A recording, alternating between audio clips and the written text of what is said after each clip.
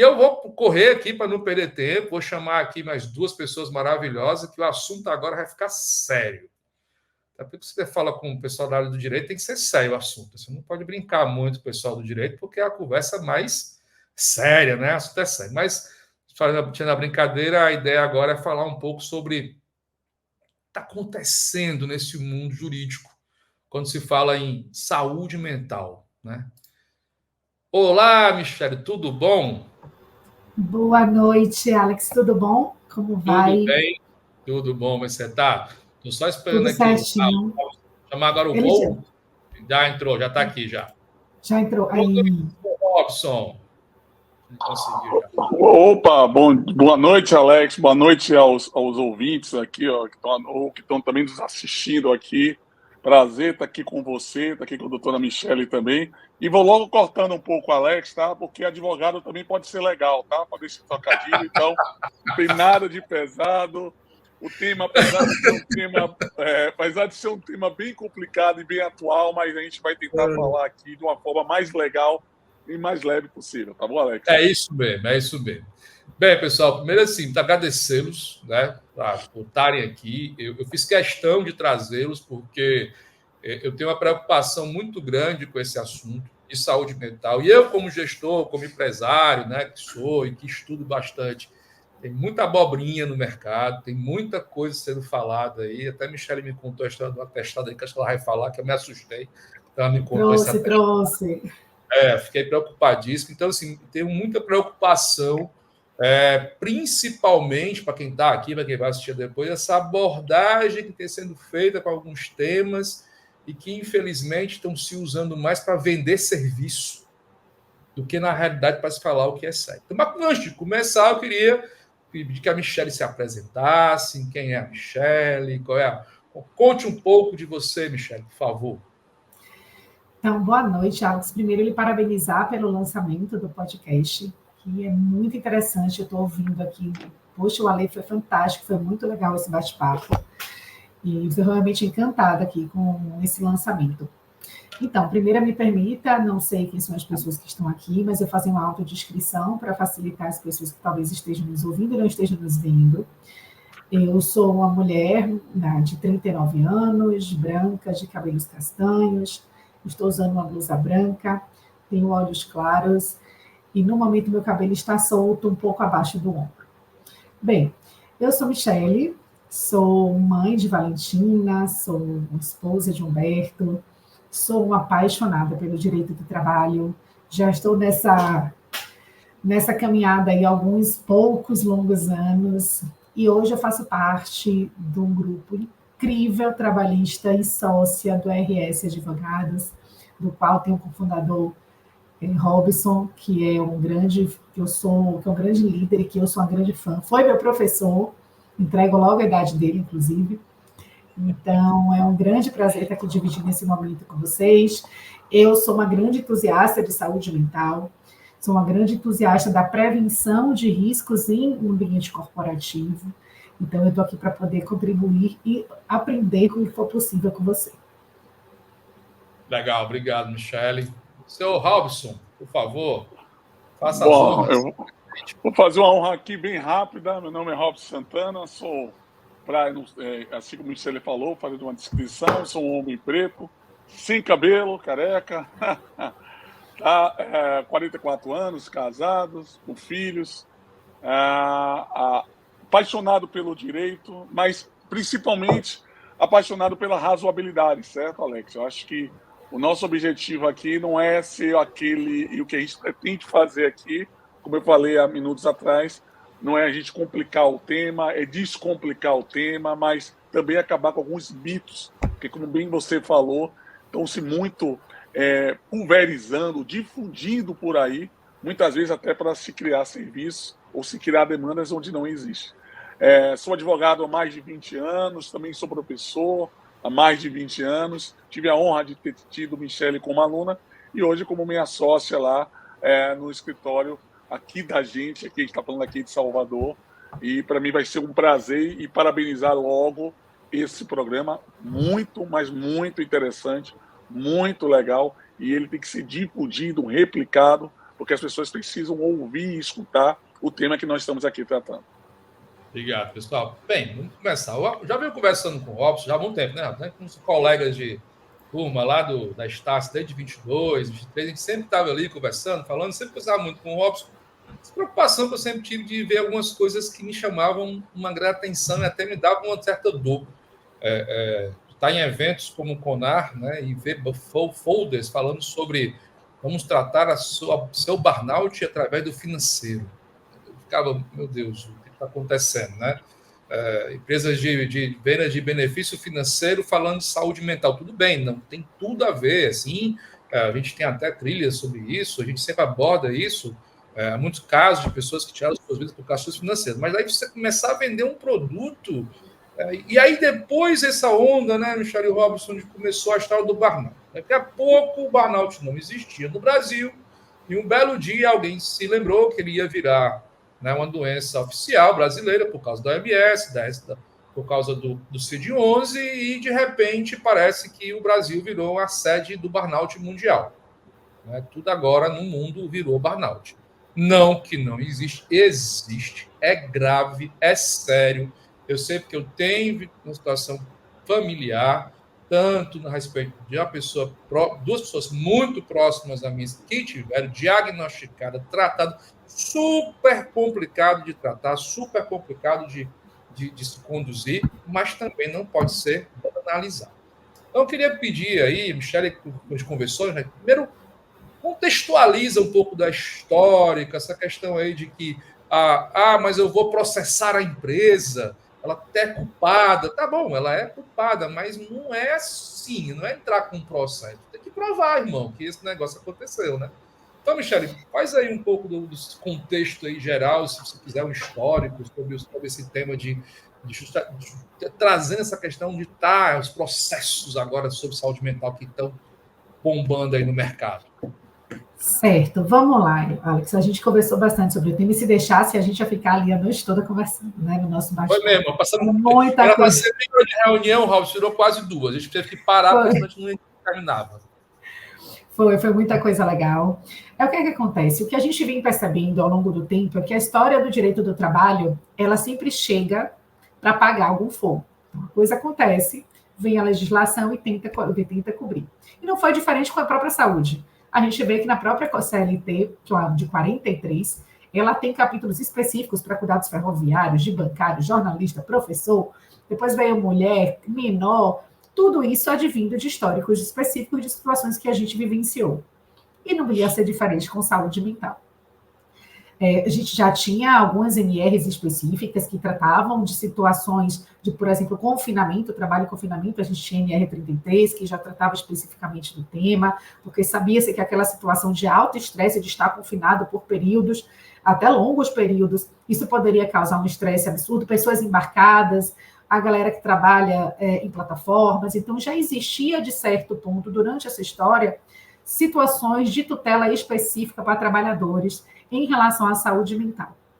Mais distante ainda, a gente lembra que existe em 1969, se não me falha a memória, a Declaração de Direitos Humanos já trazia a importância da gente pensar na proteção do trabalhador, não só em relação ao físico, mas também em relação ao psíquico desse trabalhador. E a gente está falando de 1969, então a gente vê que já existe lá atrás uma preocupação com a saúde mental dessas pessoas no ambiente de trabalho. E aí a gente chega nos últimos 3 anos, mais ou menos, e começa, agora 4, estamos entrando no 4º ano, um boom do assunto sobre saúde mental. Doença mental virou o assunto mais falado a partir do momento que a OMS veio com uma, entre aspas, novidade de dizer burnout agora é doença do trabalho.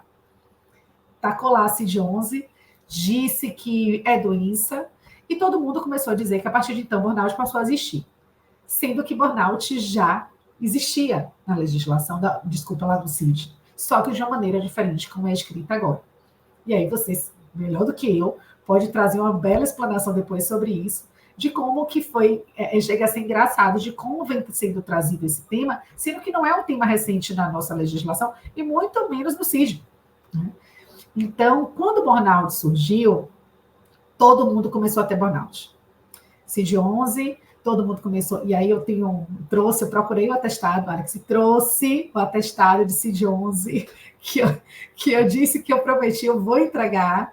Trouxe também alguns exemplos em relação a perícias que a gente está vendo no judiciário. Então, assim, começou um boom de muitas pessoas falando sobre burnout sem entender do que estava falando. E eu acho que é aí que surgiu o grande perigo, inclusive para as pessoas que efetivamente têm burnout. Né? Então, as pessoas que têm um problema de saúde mental e que não estão sendo tratados adequadamente, que a gente comentou diversas consequências que a gente pode trazer aqui no segundo momento, mas o grande ponto foi que de 2020 para cá, a OMS primeiro colocou como responsabilidade até 2030, é responsabilidade também das empresas cuidar da saúde mental do trabalhador. Aí ninguém mais leu o que estava nos parágrafos anteriores e os parágrafos que sucederam, que é responsabilidade de todo mundo. É do governo, é da comunidade, é da família, é dos pais e é também das empresas. Só que o grande foco dessas pessoas é responsabilidade das empresas cuidar da saúde mental dos trabalhadores. E ponto. E colocou toda essa carga em cima das empresas. Depois veio a inclusão do CID-11. Depois a gente teve a publicação da Lei do Emprega Mais Mulheres, que trouxe a obrigatoriedade da empresa de combater assédio sexual, assédio moral e outros tipos de violência que podem acarretar também problemas de saúde mental. Logo depois veio a inclusão no próprio decreto que trouxe para o anexo 2 da portaria ministerial, colocando burnout em mais de 200, quase 300 doenças mentais, como doença do trabalho. Ou seja, tendo diagnóstico, CAT, afastamento previdenciário. Então, assim, foram 3 anos de fortes emoções. E, por último, como você citou hoje, a questão do certificado, que as empresas agora podem certificar a proteção, quando tem proteção à saúde do seu trabalhador. Então, foram 3 anos que mal a gente conseguia começar a conversar sobre a nova lei, vinha uma nova. E aí você começa a conversar sobre esta nova, vem outra nova. Então, assim, o judiciário, os peritos, os advogados, ninguém no mundo jurídico está preparado porque a gente não sabe sobre doença mental. Então, a gente não tem capacidade, por exemplo, para dizer que a pessoa tem ou não tem burnout. Eu não tenho como dizer que a pessoa tem ou não tem depressão. Eu não tenho como discordar de que você tem um transtorno. Você passou para mim até a questão do transtorno pós-traumático que você conversou comigo.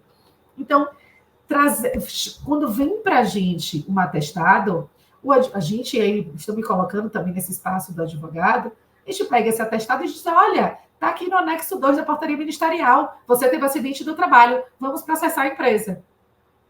Assim, nessa simplicidade.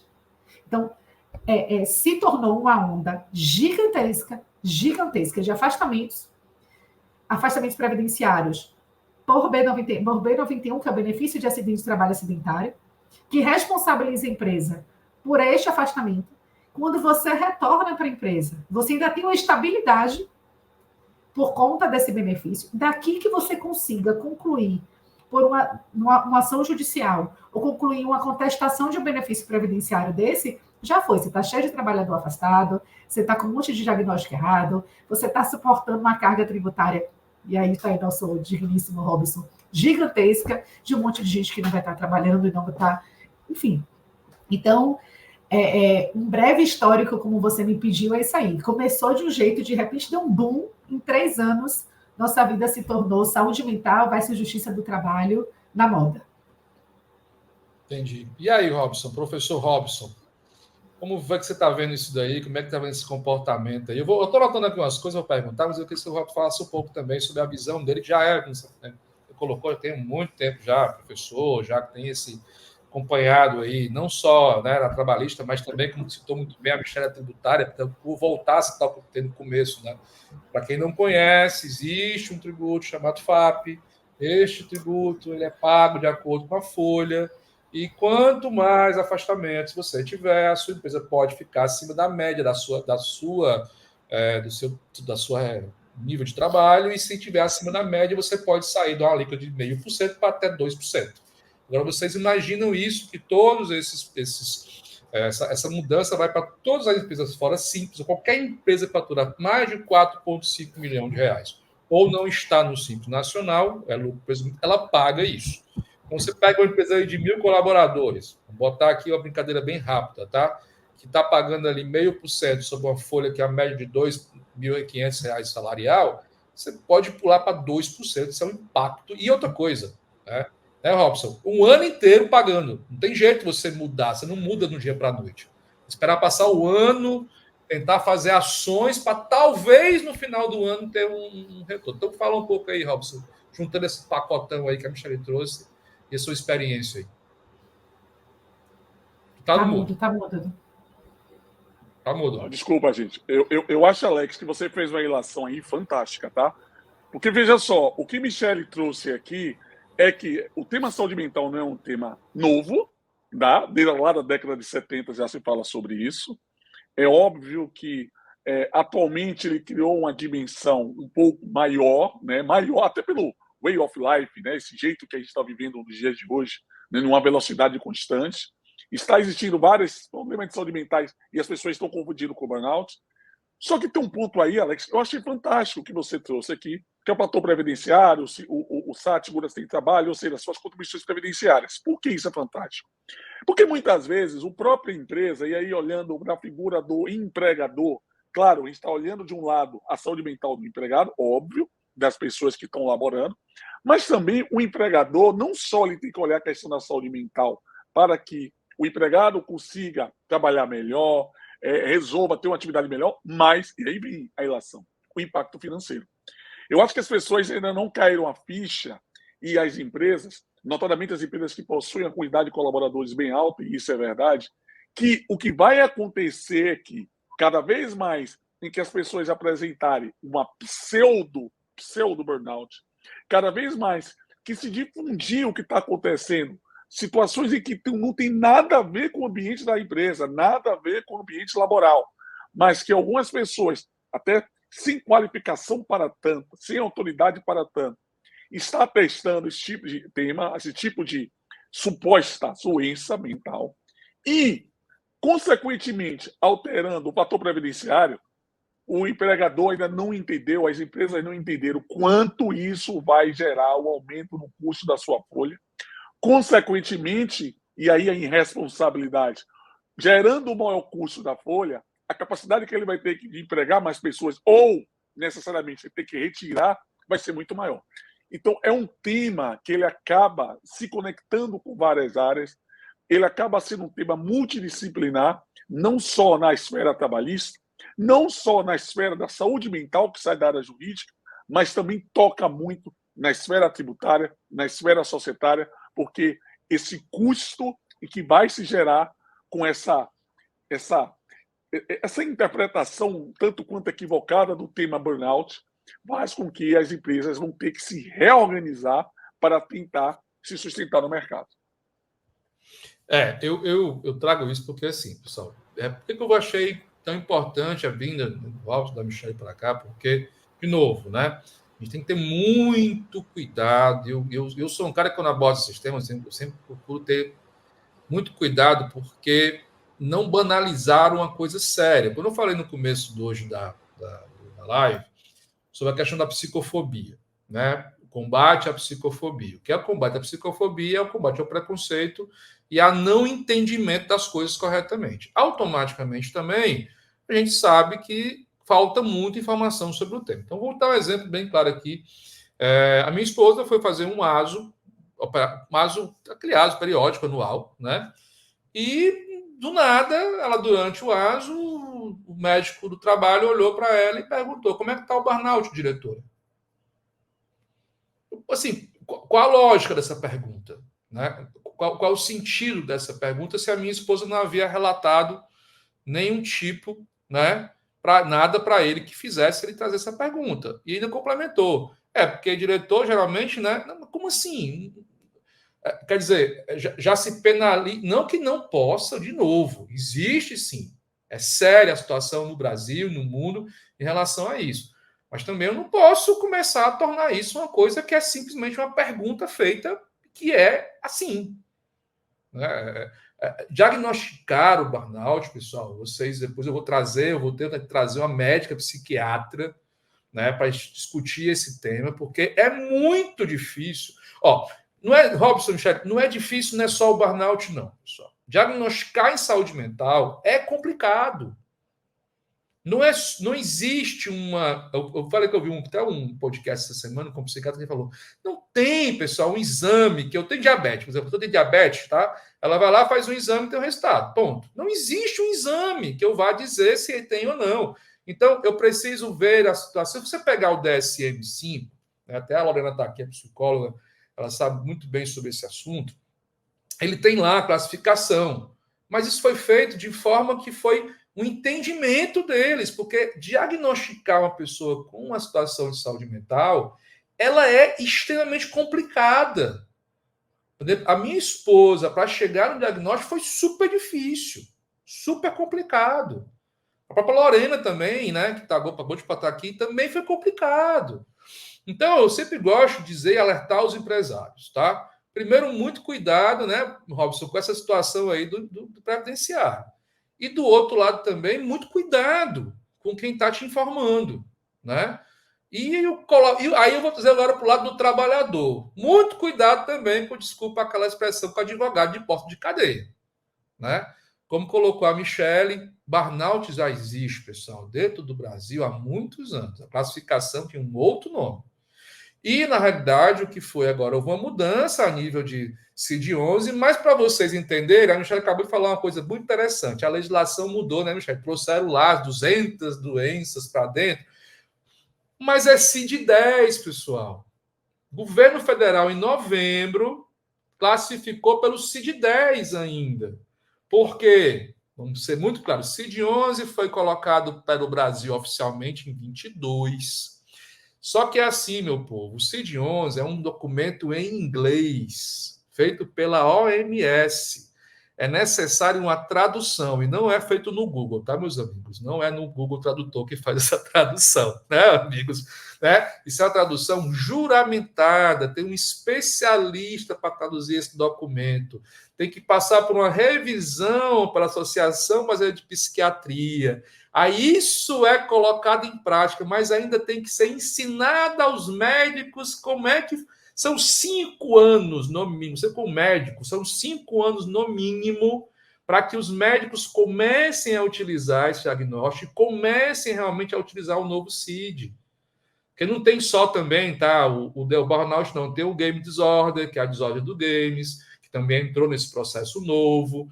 Então, assim, e aí eu queria que vocês aqui acharem melhor, falar um pouco sobre essa questão desse cuidado que o colaborador tem que ter quando começarem a vender essa história para eles, e os pobres saírem, né, aí, o líder correndo atrás de advogado, achando que vai ganhar um monte de dinheiro, porque eu até perguntei para o Robson lembra, Robson, tem alguma vez que quando chegar um processo de burnout não tem assédio moral junto? Porque já vem um pacotinho, né, Robson? Burnout com assédio moral, né? Já vem isso. Então, eu queria, antes de chegar na assédio moral, que eu vou chegar lá, porque é outro pepino grande, né, Michele e Robson? A gente tem que conversar aqui um pouco sobre isso. Queria que ela já explicasse um pouco a realidade desse assunto. Aqui a gente conversou, Michele, de que tem que provar, né? Tem que provar que o empregador realmente, né? Que o ambiente realmente foi adoecedor. Eu vou puxar, tá, Robson, esse tema, porque acaba que a gente também está ali recebendo esses processos e a gente vê o que é que tem acontecido. Eu trouxe, inclusive, também para mostrar já um laudo que foi feito por uma psiquiatra, que é uma outra análise que a gente precisa fazer, essa dificuldade que a gente tem para as perícias, né? E qual é a grande X da questão?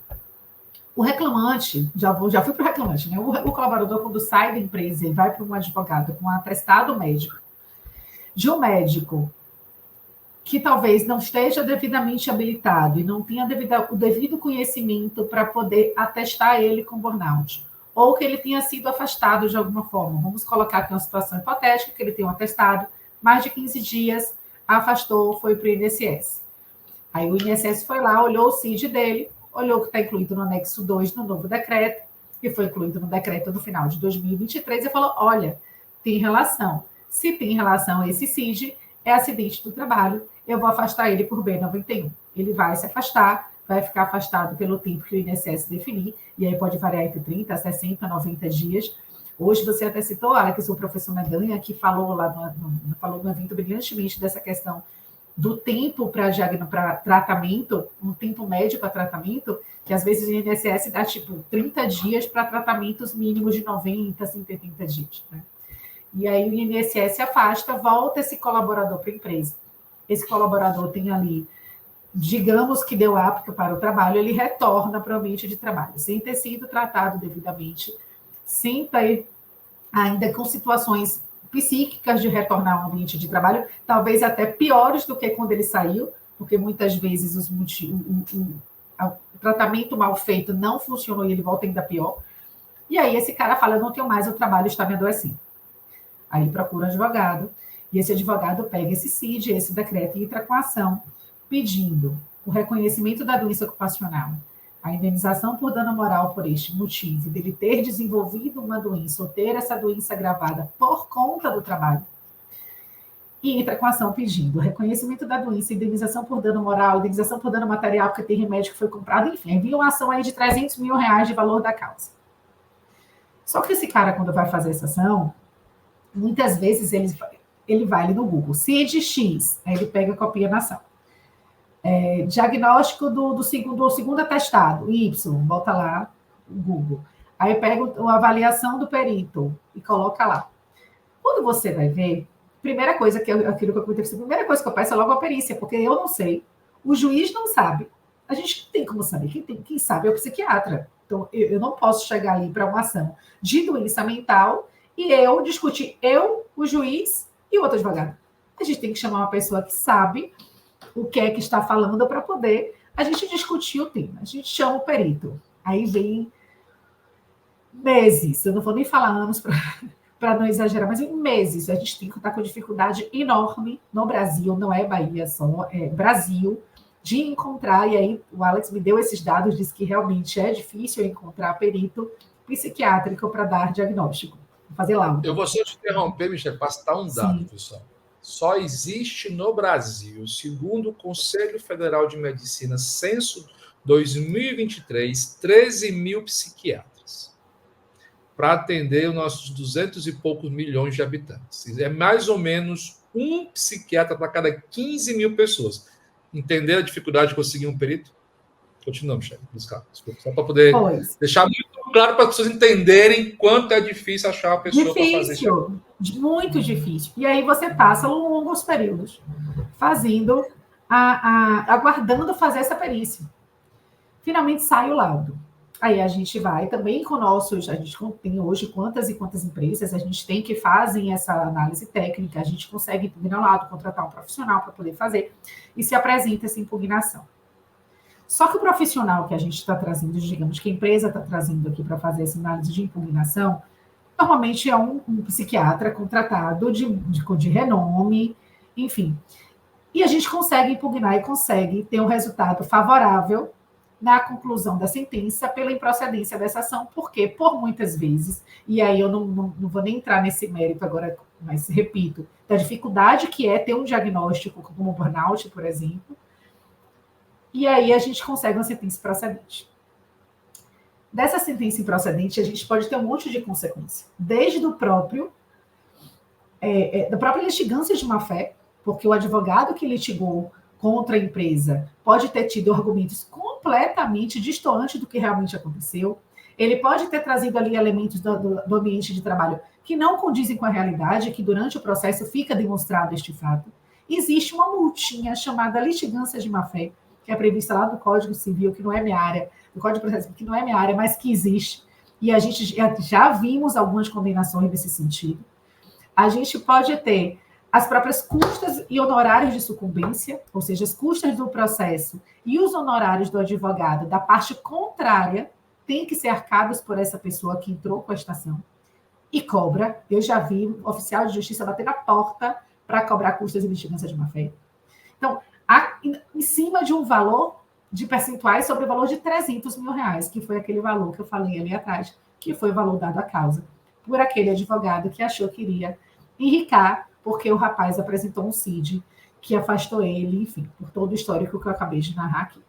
Então, para o trabalhador, para o colaborador que litiga judicialmente, e eu trouxe também, daqui a pouco, eu vou mostrar uma quantidade de ações que a gente teve no ano de 2023, relacionado a assédio e doenças. Então, e aí tem os afastamentos, desses afastamentos eu estou morrendo de medo do que vai vir agora em 2024, porque se teve muito afastamento em 2023, a consequência é que em 2024 a litigância suba demais, né? Então a judicialização dessas doenças vai crescer ainda mais. Então, o trabalhador que entra nessa posição, às vezes também está sendo completamente enganado por um profissional, enganado mesmo, sem papas na língua, por um profissional que diz que sabe o que está fazendo e não está. Né? E quantas vezes profissionais como esse podem realmente pegar uma pessoa que sofreu um problema dentro do trabalho, que desenvolveu alguma doença mental, alguma síndrome, dentro do ambiente de trabalho, a gente sabe que ainda existe no ambiente de trabalho que são adoecedores, sim, e que desenvolveu uma doença e que desenvolveu um problema de saúde mental que necessariamente precisava e merecia ter sua indenização e não consegue por uma falta de competência e uma falta de conhecimento daquele profissional que vai entrar com a ação na Justiça do Trabalho. Então, assim, são pontos que não são anormais. Eu tenho, dentro do escritório, a gente tem mais de um caso e temos alguns em andamento de que não conseguiu e são trabalhadores que não são considerados trabalhadores com hipossuficiência para poder ter dispensado este valor. Então, são trabalhadores que estão sendo cobrados por estes valores relacionados à sucumbência. Então, assim, está acontecendo. Não é uma coisa que pode acontecer. Nós já estamos vendo pessoas entrando com burnout. Tem um caso que eu lembro que eu fiquei indignada, eu fiquei contando para todo mundo do escritório que eu estava muito chateada com aquilo. O rapaz entrou dizendo que um colaborador, ele trabalhava 3 horas por dia e que ele era o período que ele ficava dentro da empresa, eram cerca de 3 a 4 horas por dia. E aí ele pediu burnout, porque ele disse que a sobrecarga de trabalho adoeceu ele. Falei, gente, o cara podia dizer um monte de coisa, eu ia até contestar, e não ia ficar tão brava, porque vai que não só termina o tempo que adoece alguém. Mas o cara dizer que uma jornada de 3 ou 4 horas por dia o adoeceu, ao ponto dele desenvolver burnout, e era uma relação que não deu um ano, era uma relação que a gente estava ainda com menos de um ano, porque eu lembro que as férias dele não tinham nem sido dadas ainda, não tinha nem direito às férias ainda. E ele quis dizer que a empresa, por causa da empresa, ele desenvolveu burnout. E pior, ele não tinha um atestado médico. Ele tinha um relatório de um psicólogo de que ele estava em acompanhamento sem dizer qualquer tipo de diagnóstico nesse sentido. E ele tinha esse atestado, só o relatório de um psicólogo, só para dizer que ele estava em acompanhamento. E ele entrou pedindo o reconhecimento de burnout como doença do trabalho. Você para e fala, cara, esse cara nem leu o que é que ele está escrevendo ali. Ele não teve nenhum trabalho de entrar, de tentar fazer uma leitura, no mínimo um artigo médico que trate daquele assunto ali. Então, são situações desse tipo, Alex, que a gente está vivenciando, que é um perigo gigantesco, né? Por essas dúvidas eu fiz questão de trazer, tá, pessoal? Repetir de novo, realmente, até como a Marina Paiva colocou aqui, realmente há uma dificuldade muito grande de acesso. Eu até coloquei o acesso, e aí, Marina, é um acesso geral, tá? A dificuldade de acesso a cuidado de saúde mental, ela vem desde a base do SUS, lá na atenção básica, e aí você imagina no ambiente de trabalho, né? É difícil conseguir um profissional de saúde, é difícil conseguir, não é barato, porque como é difícil, fica caro você conseguir, agendas estão lotadas, há uma demanda muito grande para esse profissional. A gente tem, assim, conseguido que os psicólogos, né, auxiliam demais nesse processo, são importantíssimos, só que tem um ponto que a gente tem que entender, o diagnóstico é dado por um médico, existe um ato médico. Então, só quem pode diagnosticar adoecimento, em qualquer caso que seja, é um profissional médico. Então, isso dificulta muito mais ainda, né, como colocou muito bem a Michelle, isso daí. Então, eu fiz questão de trazer esse assunto, e vou continuar a gente discutindo isso aqui, para isso, para elucidar alguns pontos importantes, que é um diagnóstico difícil. Outra coisa, Michelle, quando você tem um burnout, o que mais acontece é a pessoa sair da empresa. Porque, olha, se ela está adoecida, e como colocado pelo diagnóstico de burnout, o fato gerador é a empresa, qual é o sentido dela continuar naquele ambiente? Não tem sentido. A lógica é que ela se afaste por muito tempo e até não retorne ao ambiente de trabalho. Como já vi situações que, numa situação, o juiz acabou pedindo para demiti-la, né? Dar a demissão dela e retirar da empresa, porque não faz sentido o retorno da pessoa para o ambiente de trabalho. Então, assim, continuando aqui, a gente estava conversando aqui e trazendo essa questão do adoecimento. Olhando para o lado do empresário aqui, Robson, agora, né? Quando que a gente conversou, você falou muito para mim também, Michele, de que começa a ligar o alerta vermelho, né? Principalmente na região do compliance, o que pode estar vindo por aí, o que já está vindo aí. Queria que você falasse um pouco para o lado do empresário, do empreendedor, né? O que, é que você tem visto em relação a isso? O que tem se mostrado no mercado? O que é que ele precisa estar em atenção em relação a isso? E talvez, assim, qual é hoje já o nível de importância de ele estar tendo alguma ação que pode auxiliá-lo na frente, caso ele venha a ter um processo? Vou fazer um trocadilho aqui, viu, Alex? Você sabe qual é o pensamento do empregador? Bonatal, tá Bonalto também. Você sabe por quê? E é engraçado. Eu não sei se você lembra, Alex, lá em São Paulo, lá no curso lá que a gente tomou lá na Start em São Paulo, dos vários cursos que a gente falou, havia uma coisa que era muito comum, que nós líderes sofremos, estamos sofrendo, né? E os empresários, estou falando aqueles que empreendem, que estão na frente do negócio, que é, nós estamos vivendo um momento de constante mudança, e mudanças rápidas, e que muitas vezes nós que estamos empreendendo e que somos líderes não sabemos o que vai acontecer. E a gente muitas vezes estava naquele ecossistema ali em São Paulo, você lembra disso?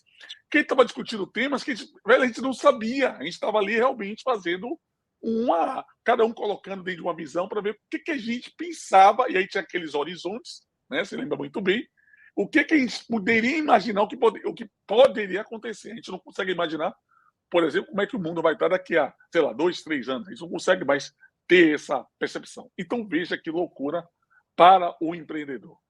Ele não sabe, ele está também em um momento de dúvida, mas ao mesmo tempo há uma pressão sobre o mesmo para que ele tome decisões assertivas. Ele também se pressiona e o que acontece? Há também um grande problema de pressão e de saúde mental e que ninguém fala para os líderes.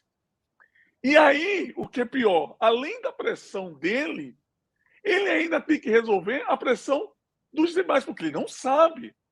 Olha que situação.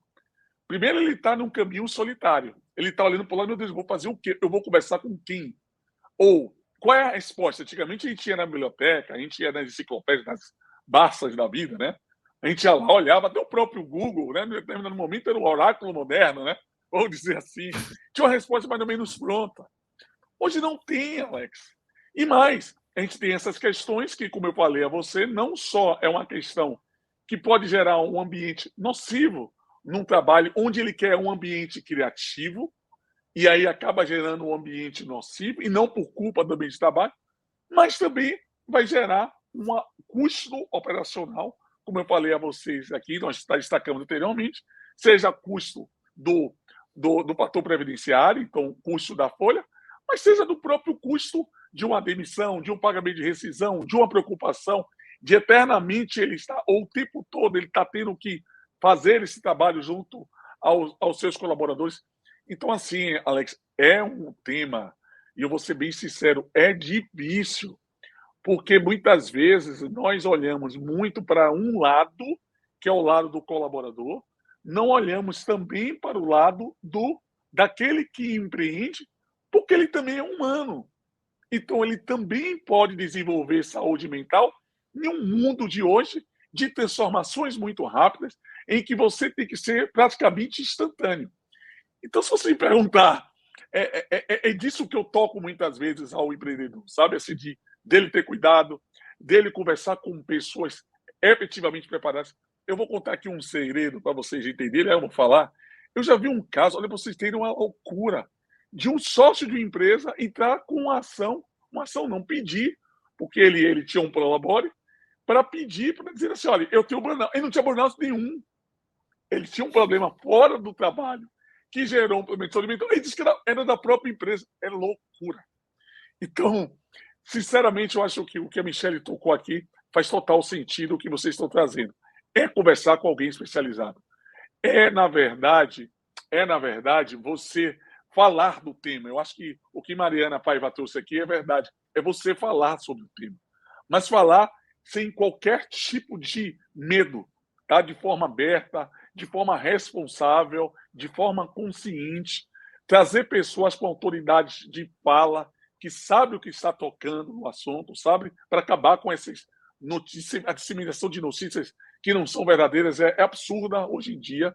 Então, eu acho que para o empreendedor, eu penso muito nisso, sabe, Alex? É realmente a informação correta. Eu acho que só dessa forma, ir fazendo a divulgação e trazendo isso para o seu ambiente colaborativo e explicando às pessoas, não é fácil, mas eu vejo essa como um caminho a ser traçado pelo empreendedor para enfrentar um tema que é tão difícil, ser do ponto de vista financeiro, material, ser do ponto de vista psíquico, não só para o colaborador, mas também para aqueles que nós denominamos de C-levels. Eu falo muito assim, o empresário ele está na pressão diária, né? A gente vive um país, né? Você que é empresário, né? A gente vive um país que ele é uma coisa enlouquecedora. Acho que a palavra tem que ser essa mesmo, porque no campo tributário, não, Robson, não muda não, né? Todo dia. Você abre aqui uma coisa de manhã, outra coisa de tarde, de repente tem outra norma, de repente tem outra coisa. Eu trabalhei num sistema na época da empresa que tinha um RP, e esse RP se conectava com a parte fiscal dos estados. O negócio era, cada estado tinha uma coisa diferente. Então ele tinha que se conectar com um sistema do estado, com a máquina de outro, com a outra. E aí quando você entra para a questão jurídica, nossa, né, nossa senhora, então, assim, eu falo muito que empreender, né, ser empresário no Brasil é um desafio absurdo. Porque a situação. Primeiro, que a nossa economia, apesar dos últimos 30 anos, talvez aí, está um pouco mais estável, mas ela permeia momentos, como passou agora há pouco tempo, de estabilidade. Às vezes o varejo aí, né, Robson, está passando por um problema gigantesco, né, que emprega muita gente. Isso é mais preocupante, né, são empresas que empregam muita gente, estão passando um problema seríssimo. Mas nossa legislação ela é muito complexa e ela é muito difícil e ela muda muito, tanto que o sistema de gestão, pessoal, em tecnologia, às vezes não permeiam todas as áreas.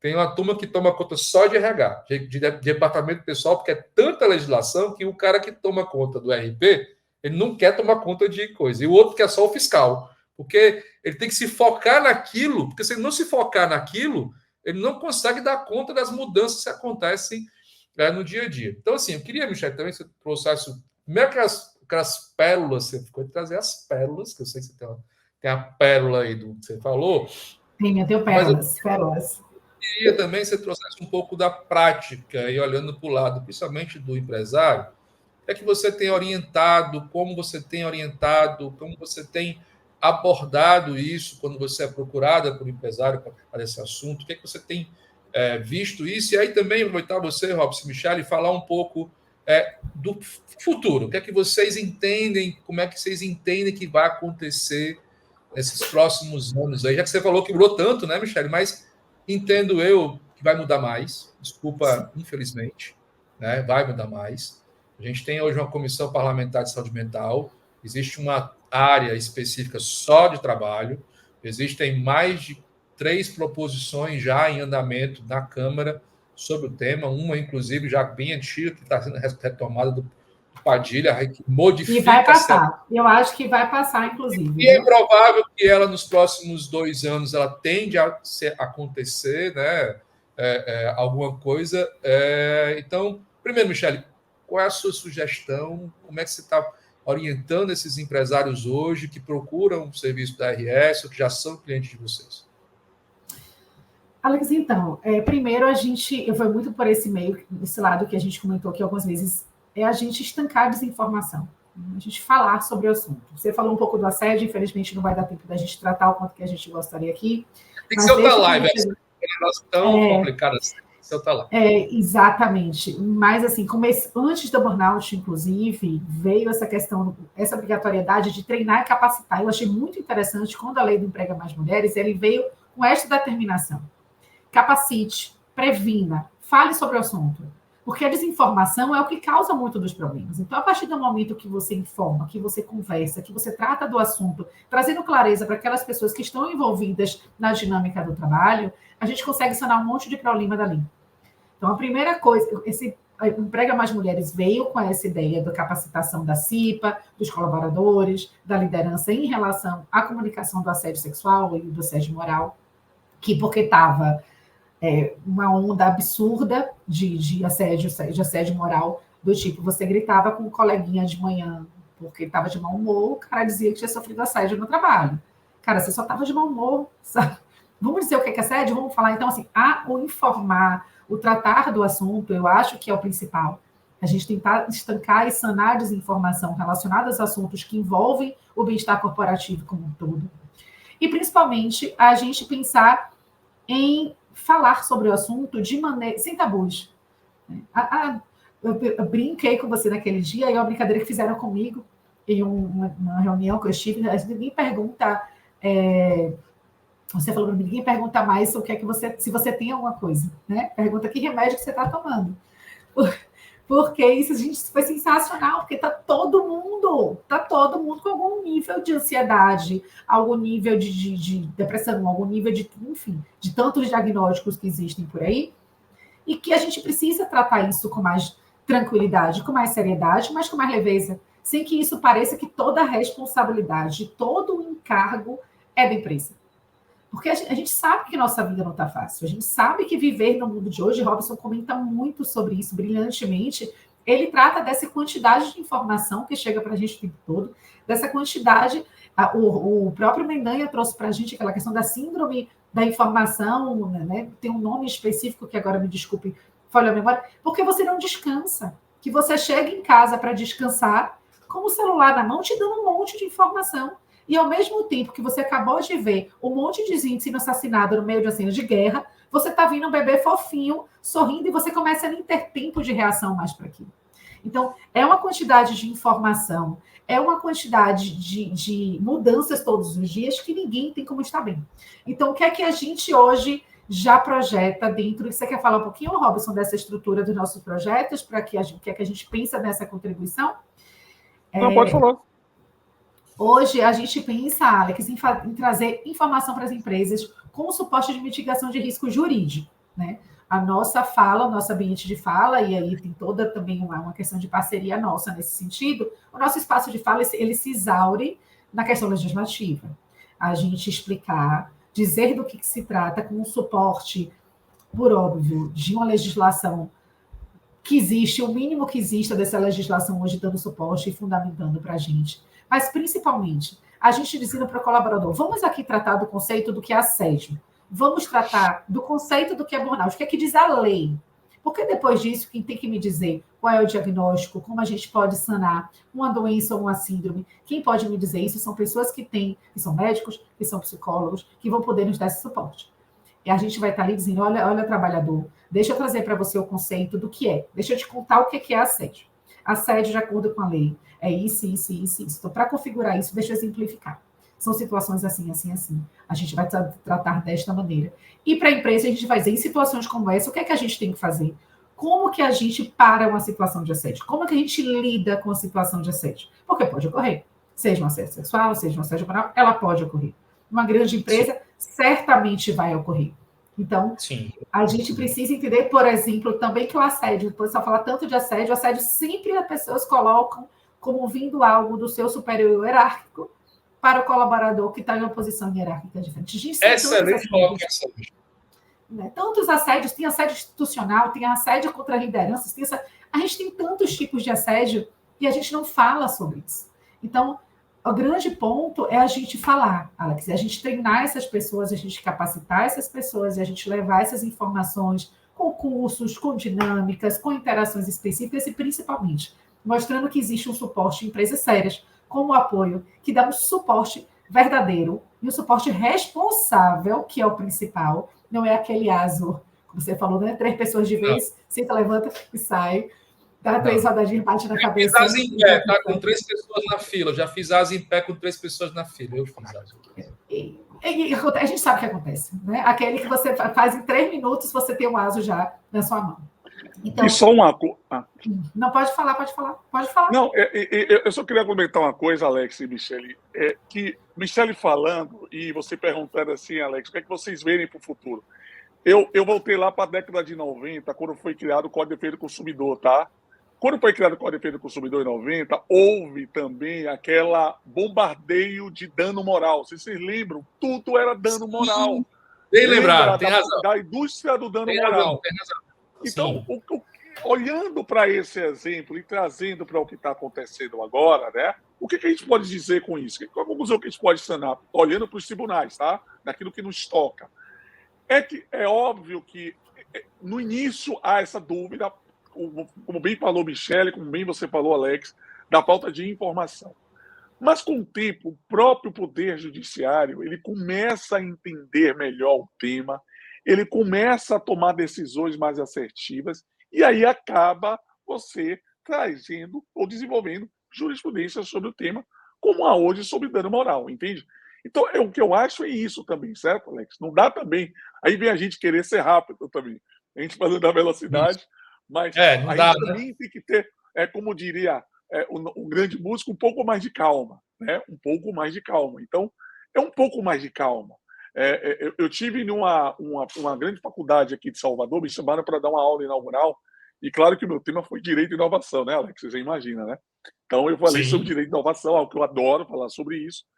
E tinha uma juíza, uma desembargadora assistindo, né? E ela ficou impressionada, que eu brinquei, né? Enfim, com a inovação. E aí, de uma certa forma, eu falei do jeito veloz que nós temos e que gera saúde mental. Eu acabei tocando sobre esse tema. E eu falei assim para ela, e hoje tudo é burnout. Ela falou assim, eu nego tudo, Robson, porque está virando uma indústria. Olha só, há aqueles que negam, há aqueles que estão deferindo. Então, a gente vai chegar ao meio termo, sabe, Alex? Eu acho que rapidamente vai chegar isso, vai afunilar, e a gente vai ter uma jurisprudência mais sedimentada sobre a questão do burnout no Brasil. O Medanha, né, Michele, lá no evento que a gente participou, né? Eu até aconselho, quem quiser saber um pouco mais sobre o tema, eu acho muito legal esse livro aqui, é bem interessante. O meu está aqui autografado, hein? O meu foi autografado lá, adorei isso. Eu peguei depois. O doutor Medanha, ele né, médico do trabalho, também acho que é formado também em direito, né? Ele é advogado e médico. Médico do trabalho, né? Então ele foi muito legal a palestra dele que a gente assistiu, porque ele desmistificou. Achei ótimo, porque ele desmistificou um monte de coisa, inclusive até testes, né, que são utilizados. Ele mostrou lá coisas que a gente ficava, nossa senhora.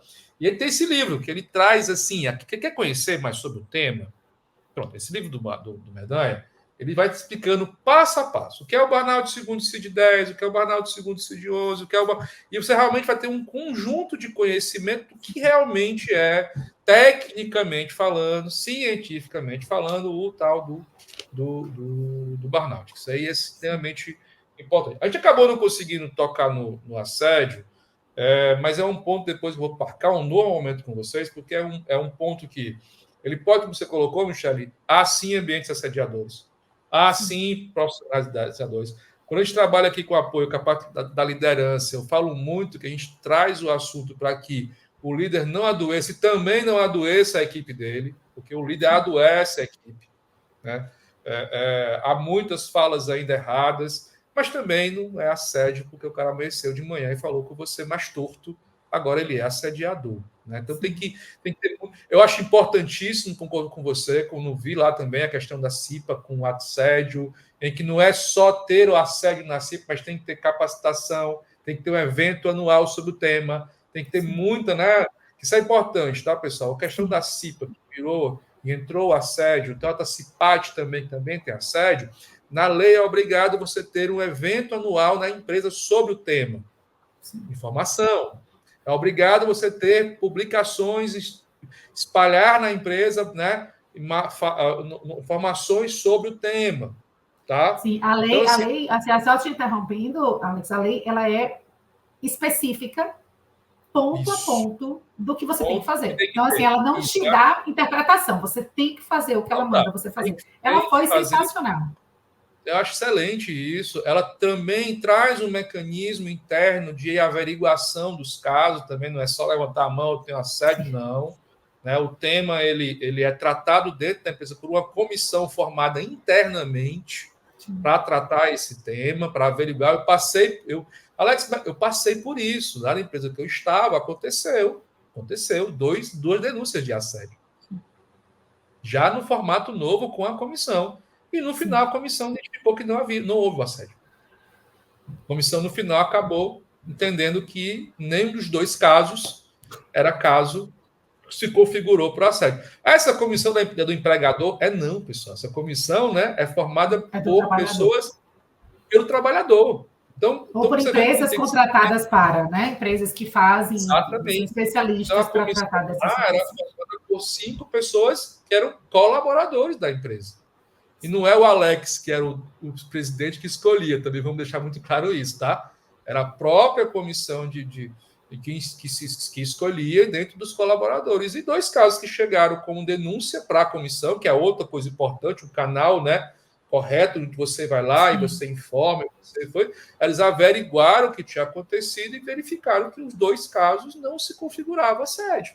Sim.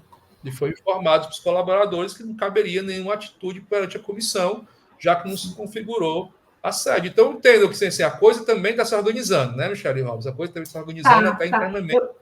Como botou muito bem o Robson, né? Estamos aprendendo, né, Robson, ainda sobre esses assuntos, né? Isso. Agora, assim, Alex, só até complementando o que o Robson falou, ele falando de vamos ter calma, a gente está agora recebendo sentença de época Covid. A gente brinca de época Covid porque são as sentenças, as ações que começaram ali. Então, naqueles anos que começaram a falar de burnout, de doença ocupacional ali no Covid, está saindo agora. Então, a gente está começando a ter acesso ao que diziam ali. Hoje, a gente já está com uma nova construção, a gente já está com contestações de outros, de uma outra forma, de uma forma mais madura. Vamos ver como é que vão vir essas sentenças. É sempre essa evolução aí.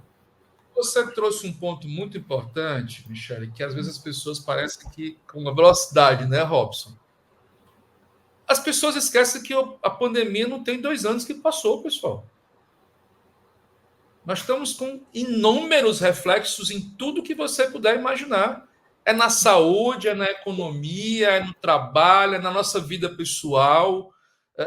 A pandemia, ela passa no sentido que eu não tenho mais que estar trancado dentro de casa e posso me movimentar, mas ela foi tão absurda o que aconteceu que ela vai refletir por muito tempo ainda, né? A própria condição, o que eu falado agora com a Ale Pates antes de pouco tempo, a condição de trabalho remota presencial. Mas não é porque nós estamos se adaptando a isso ainda. Era super tranquilo ser remoto, agora já não é mais.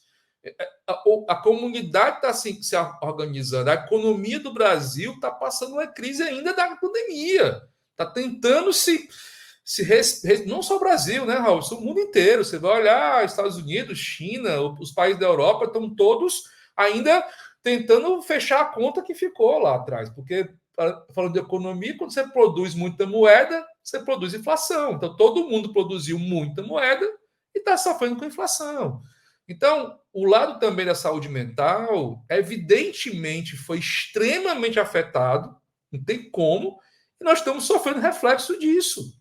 Reflexos ainda desse processo de adoecimento, como muito bem colocou, já aqui vocês, colocou também o Ale. Por exemplo, vocês acham que a pessoa que perdeu o pai e a mãe na pandemia, que tem menos de 2 anos, ela está bem já? Desculpa. Tem gente que perdeu a família quase toda. A pessoa já está bem? Desculpa. Não dá, né? E outra, como repito há pouco tempo, não tem acesso a tratamento. É muito difícil de tratar. Então, a gente, só para vocês terem ideia, vou puxar aqui para um lado um pouco de uma coisa mais específica, que é o transtorno do espectro de autismo. Aqui, por exemplo, tem uma instituição chamada IPRED, fantástica, certo? Eu fui conversar lá com eles sobre isso. Tem uma fila de mais de 8 mil para diagnóstico. Entendeu? Pessoal, estourou nosso tempo, a Mari já está ali esperando, tá? Eu queria mais agradecer vocês. Eu queria só que a Michele falasse da atestado. Vou mostrar rápido. A última coisa aqui para a gente encerrar. Só 1 minuto. Eu achei lindo esse atestado. Eu achei espetacular. Eu só precisava de ajuda, eu acho que para... Consegue apresentar aí? Eu achei fantástico.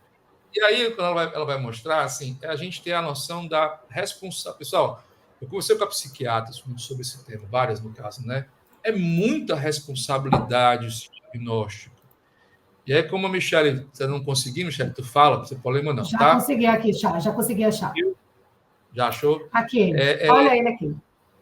Conseguiu aí botar? Bota aí. Consegui, tá conseguindo. Já apareceu para vocês? Olha aí, pessoal. Ai. Fala aí, Michele. Aqui, eu tive que tirar o nome de todo mundo, mas esse aqui foi uma clínica de cirurgia de ombro e cotovelo e oncologia ortopédica. E o CID, um dos CIDs que ele deu foi CID-10 e CID-11. No CID-11, ele dá um CID, desculpem se eu estiver falando algum nome errado aqui, alguma identificação errada, mas aqui não foi burnout, mas é de doença mental. Tá? Eu acho que é síndrome do puerpério, algo assim. Mas está aqui, tem um ortopedista, é aqui 2024, fevereiro de 2024, 5 de fevereiro de 2024, e a gente tem um ortopedista dando diagnóstico de saúde mental. E aí foi importante a Michele para encerrar mostrando isso, para você que é um colaborador, um líder, isso, pessoal, desculpa, vai cair na hora que chegar no juízo. Porque ele não é especialista no tema. A Michele, o Robson, qualquer advogado, né, de bom, vai pedir uma perícia e vai pedir para o especialista verificar. E automaticamente, provavelmente, né? Alex, o médico ortopedista não pode diagnosticar? Pessoal, desculpa, pode não. Pode não, porque ele não entende do assunto. É igual que você querer que um psiquiatra vai diagnosticar um problema no joelho.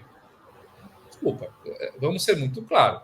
É para isso que existe especialista. Se é um adoecimento de saúde mental e ele verificou, ele pode até ter percebido isso, porque ele fez uma especialização, gosta do tema, ele devia ter indicado essa pessoa a procurar um psiquiatra para que este diagnosticasse corretamente. Não, ele meter lá um CID de saúde mental. Não, e diga o pior, eu pesquisei, diz algo relacionado ao puerpério, e eu questionei essa pessoa em relação ao filho, né? Se eu tinha filhos e tal. E aí, se eu estiver falando alguma besteira, me corrija, mas o filho dessa pessoa tem 19 anos.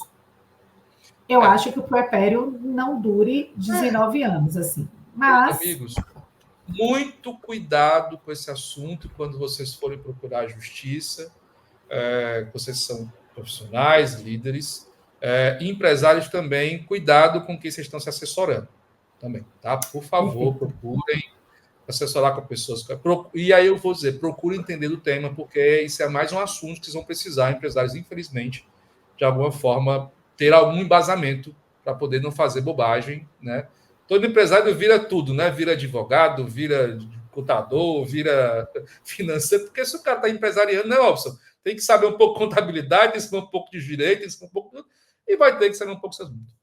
Michele, Robson, muitíssimo obrigado pelo papo. Pena que foi pouco tempo. Vou marcar um próximo para tratar só esse negócio chamado assédio moral.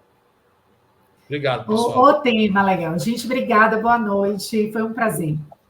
Obrigado, Alex, e a todos que estão assim, ouvindo a gente. Dizer o seguinte, como eu falei no início, advogado também pode ser legal, então a gente fez um tema tão legal, tão leve, que passou que ninguém percebeu, tá bom?